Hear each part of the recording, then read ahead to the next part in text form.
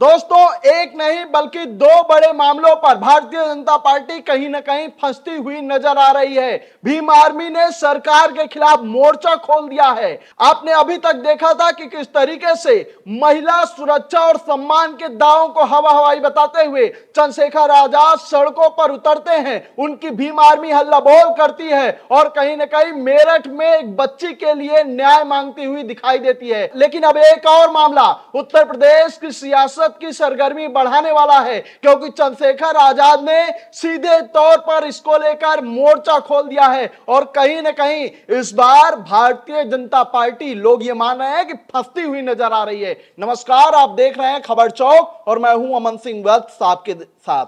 दोस्तों, आपने देखा होगा कि भारतीय जनता पार्टी अपने ही दावों पर इस समय फंसती हुई नजर आ रही है। अपने दावे इस तरीके से कि ये 2017 में जब आए तो इन्होंने राम मंदिर का सपना दिखाया था। ये कह रहे थे कि हमारी सरकार में बेटियों के साथ कोई भी अन्याय नहीं होगा। लेकिन अब कहीं ना कहीं इन्हीं दोनों बड़े वादों और दावों पर भारतीय जनता पार्टी की सरकार फंसती हुई नजर आ रही है। मेरठ में सबसे पहले हमने आपको दिखाया कि एक दलित बेटी के साथ उसकी हत्या होती है और इसके खिलाफ भीम आर्मी सड़कों पर उतरती है। किस तरीके से नोकझोंक हुई पुलिस के साथ चंद्रशेखर आजाद की, इसको आपने देखा था। चंद्रशेखर आजाद न्याय मांगने के लिए सड़क पर बैठ जाते हैं और सीधा अल्टीमेटम वहां से सरकार को देते हैं कि 7 दिनों में अगर न्याय होता हुआ नहीं दिखाई देगा तो दिल्ली से लेकर लखनऊ तक पुलिस वालों के पसीने छूट जाएंगे और सरकार के हाथ पांव फूलने लगेंगे। लेकिन अब एक बड़ा मामला निकल के आया है। दोस्तों, जिस तरीके से राम मंदिर को लेकर लगातार सरकार घिरती हुई नजर आ रही थी, इसी बीच चंद्रशेखर आजाद ने भी मोर्चा खोल दिया है। सीधे सड़क से क्या कुछ ऐलान किया है चंद्रशेखर आजाद ने और किस तरीके से घेरा है सरकार को, पहले इस वीडियो के माध्यम से समझिए। जब आपको राम मंदिर बनाने का श्रेय चाहिए तो चढ़ावा चोरी का अपराध का श्रेय भी आपको लेना पड़ेगा। फिर आपको कमेटी आपने बनाई, आपने बनाया ट्रस्ट, और ट्रस्ट का मतलब क्या होता है? ट्रस्ट का मतलब होता है भरोसा। कहां है भरोसा? आपने तो धर्म के नाम पे जनता को ठग लिया। कैमरों में चोरी हो गई, 40 दिन का रिकॉर्ड, और हर आदमी दूसरे आदमी को ठीकरा फोड़ दे रहा है। ये व्यवस्था अच्छी नहीं है। और मैं फिर आपसे कहता हूं, हमारे नेता मान्यवर काशीराम साहब कहते थे, चौधरी चरण सिंह जी कहते थे हमारे नेता, कि कांग्रेस पार्टी परिवारवाद में जाएगी और भारतीय जनता पार्टी अपने कर्मों से जाएगी। और आज हमें महसूस होता है कि इनको हटाने के लिए दूसरी जरूरत नहीं पड़ेगी। अपने इतने बुरे कर्म ये कर रहे हैं, आज सत्ता में आके इतने अहंकारी हो गए कि इनके कर्मों की वजह से जाएगी। आने वाले कल में इस पार्टी के खिलाफ हर जाति धर्म के लोग इकट्ठे हो जाएंगे और उनको सत्ता से उखाड़ कर फेंक देंगे। मेरी बात को आप याद रखें। तो नरेंद्र प्रताप है, हिंदी पत्रकार, लिखते हैं कि राम मंदिर बनाने का श्रेय चाहिए तो चंदा चोरी के पाप का भी श्रेय भी आपको ही लेना होगा। आपने बनाया ट्रस्ट, ट्रस्ट का मतलब होता है भरोसा। कहां है वो भरोसा? आपने ट्रस्ट के नाम पर जनता को ठग लिया। कैमरे में चोरी हो गई, 40 दिन का रिकॉर्ड है, हर आदमी दूसरे पर ठीकरा फोड़ रहा है।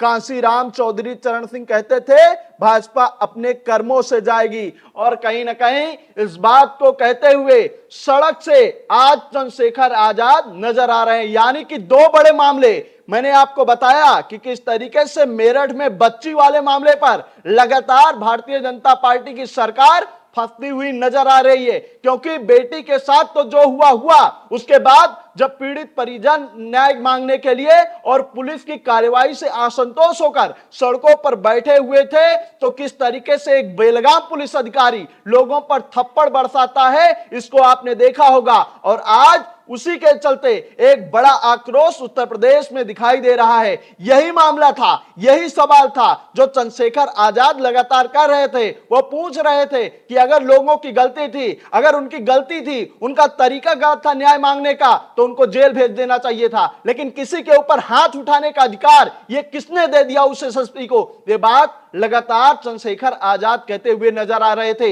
लेकिन ये एक मामला था जिस पर भारतीय जनता पार्टी फंसी थी। अब दूसरा मामला, उसको लेकर भी चंद्रशेखर आजाद ने मोर्चा खोल दिया है। चंद्रशेखर आजाद सीधे तौर पर उन लोगों के खिलाफ आवाज बुलंद कर रहे हैं जिनका कहीं ना कहीं से हाथ है राम मंदिर के चंदा चोरी में, और इसी को लेकर वो भारतीय जनता पार्टी पर भी घेरते हुए नजर आ रहे हैं, क्योंकि वही बात इन्होंने भी कही है जो आज तमाम लोग कह रहे हैं। चंद्रशेखर आजाद कह रहे हैं कि अगर राम मंदिर को बनाने का श्रेय आपने लिया है तो राम मंदिर में हुए चंदा चोरी का भी श्रेय भारतीय जनता पार्टी को लेना होगा। जब आपको राम मंदिर बनाने का श्रेय चाहिए तो चढ़ावा चोरी का अपराध का श्रेय भी आपको लेना पड़ेगा। फिर कमेटी आपने बनाई, आपने बनाया ट्रस्ट, और ट्रस्ट का मतलब क्या होता है? ट्रस्ट का मतलब होता है भरोसा। कहां है भरोसा? आपने तो धर्म के नाम पे जनता को ठग लिया। कैमरों में चोरी हो गई, 40 दिन का रिकॉर्ड, और हर आदमी दूसरे आदमी को ठीकरा फोड़ दे रहा है। ये व्यवस्था अच्छी नहीं।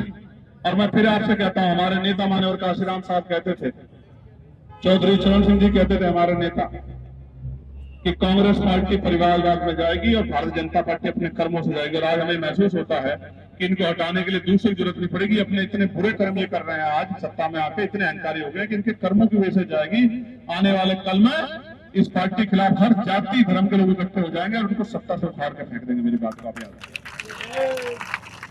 फिलहाल इन दोनों मामलों पर भारतीय जनता पार्टी की सरकार उत्तर प्रदेश में कहीं ना कहीं फंसी हुई नजर आ रही है। लेकिन दोस्तों, 7 दिनों का अल्टीमेटम मिला हुआ है भारतीय जनता पार्टी को, भारतीय जनता पार्टी की सरकार को। उसमें से 2 दिन बीत चुके हैं, यानी कि 5 दिनों के अंदर उत्तर प्रदेश की सियासत में बहुत बड़ा आंदोलन होने जा रहा है, क्योंकि इसकी सीधी तौर पर चेतावनी चंद्रशेखर आजाद ने मेरठ से दे ही दी थी। तो अब देखना है कि किस तरीके से उत्तर प्रदेश का माहौल आने वाले दिनों में बदलता हुआ नजर आता है। इस खबर के बारे में आपकी क्या राय है, कमेंट करके हमको जरूर बताइएगा। ऐसी खबरों को आपके बीच में लेकर आते रहेंगे, तब तक देखते रहिए खबर चौक।